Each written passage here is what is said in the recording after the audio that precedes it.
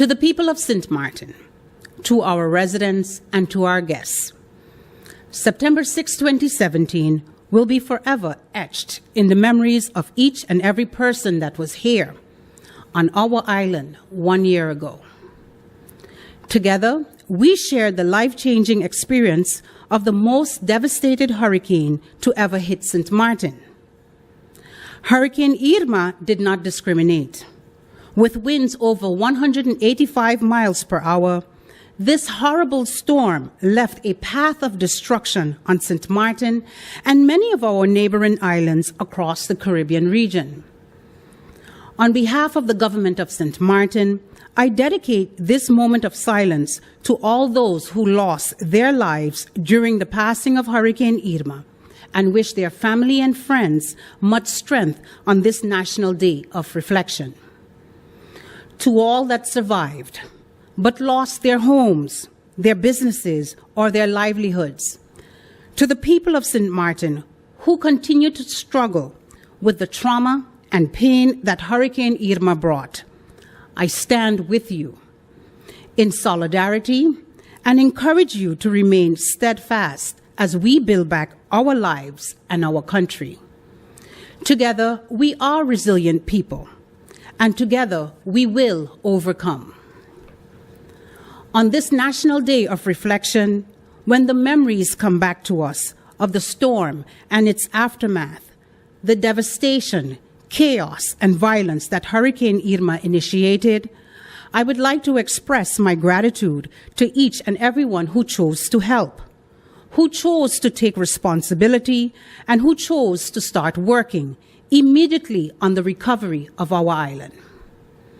On behalf of the government of St. Martin, I would especially like to thank the brave emergency responders of the Emergency Operations Center, all civil servants, the Dutch military forces, the government of the Netherlands, Aruba and Curacao, the numerous international agencies, local and international NGOs, the district community councils, and also the many individual unsung heroes who all contributed in one way or another in the aftermath of Hurricane Irma.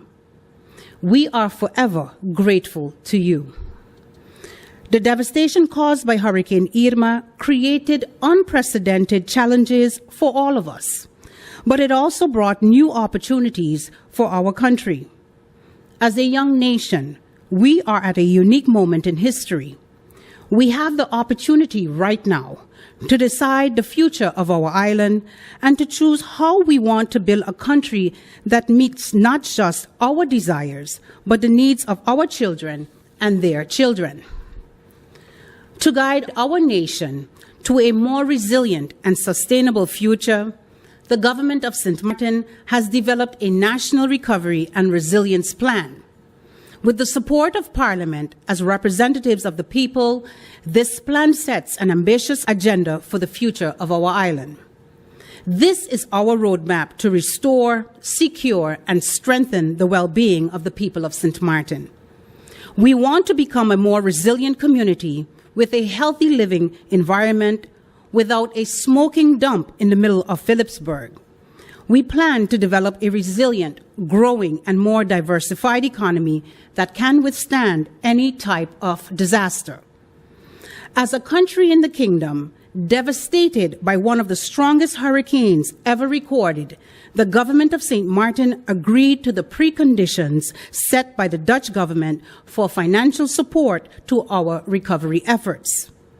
Subsequently, the Dutch government contracted the World Bank to manage a $580 million trust fund for the recovery and resilience of St. Martin.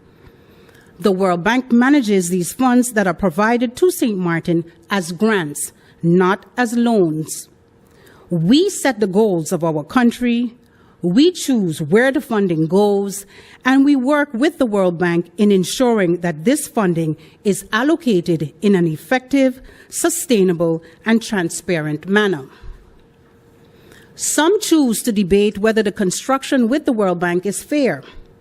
Some decide to complain that the process is slow.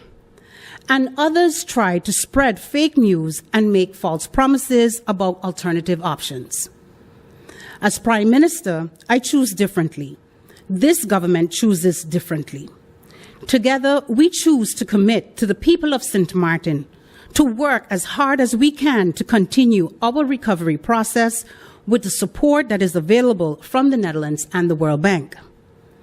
We will use the funding of the Netherlands and the expertise of the World Bank to address some of our biggest challenges, to work on a permanent solution for the dump, to strengthen our government, and to build homes for our people. Until now, 3 grant agreements have been concluded with the World Bank. A total amount of $102.7 million has been allocated to projects that serve to address some of the most important needs of the people of St. Martin. With this money, we will, for example, repair emergency shelters, support the repairs of severely damaged houses, strengthen our disaster preparedness, and continue the income support and training program that is helping many unemployed and underemployed workers.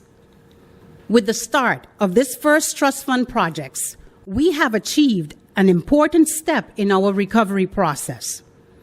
Throughout this process, proper planning and preparation remain paramount to ensure that the limited available funding is spent in a sustainable and effective manner.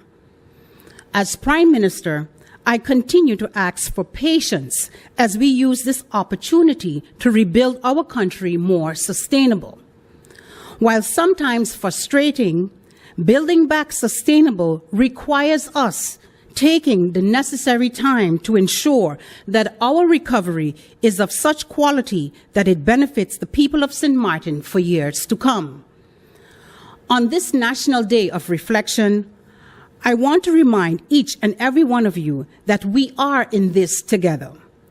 The success of the recovery process depends on all of us. Through faith and hard work, St. Martin will rise again.